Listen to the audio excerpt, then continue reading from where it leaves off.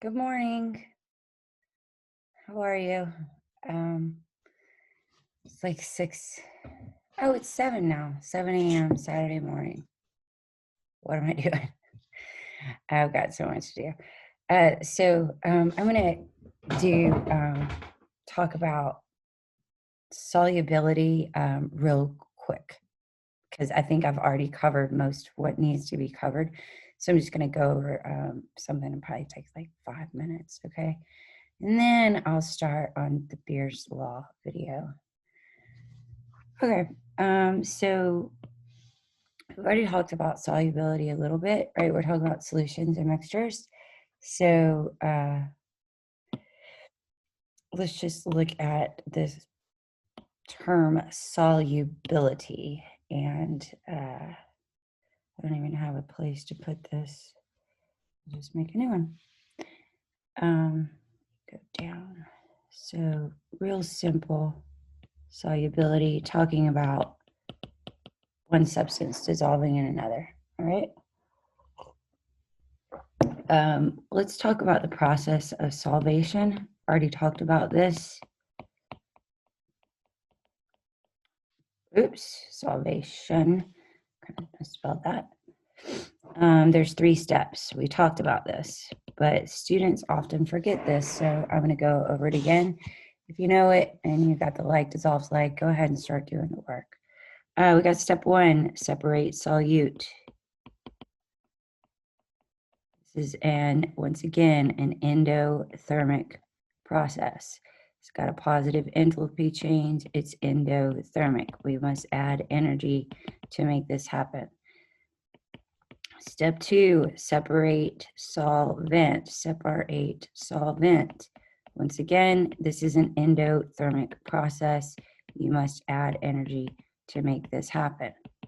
Step 3, the solute and solvent come together, right?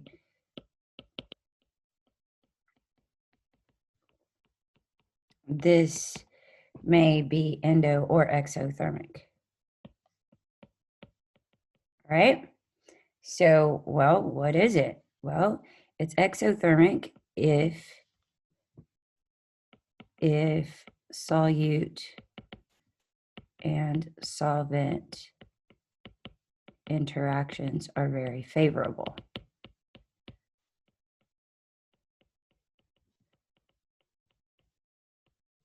Right? It's endothermic if they're not so favorable.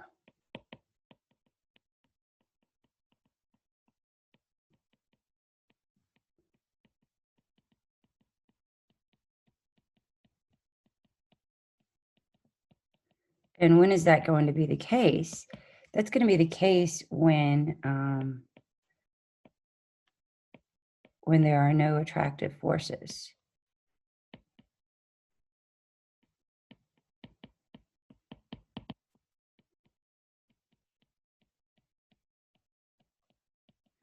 And this would be when attractive forces are strong. Okay. And we're going to see. So I'm just going to I'm not going to, there. Now the overall, guys, there's something called the enthalpy of solution. No, we haven't discussed enthalpy. This is change in energy, right? So the change in energy of a solution essentially has to do with step 1. Let me get a different color. Make it a little bigger. Has to do with step 1, right? Being added to step 2, being added to step 3. Oops. And then the overall energy change for the formation of that solution would be, as again, 1 and 2 and 3 added together. Okay. So if you form a solution that overall requires an overall input of energy, it's a good chance that solution is actually not going to form. And we would infer one of several things, right? We could infer that there was a lot of lattice energy, maybe a high lattice energy in the solute. Maybe there were very weak attractions here. If we have a negative delta H, right? Well, then what we would assume is that there was a very strong attraction between the solute and the solvent, right? Which released a lot of energy, because every other step required you to put energy into the system. But if we have a very strong attraction, favorable attraction between the solute and the solvent, and we release that energy, and it's more energy than we had to put in for step 1 and step 2, then we will overall have a negative delta H. And we're most likely to see a solution form under those circumstances. So when is that going to be the case? That's going to be the case where polar solutes tend to dissolve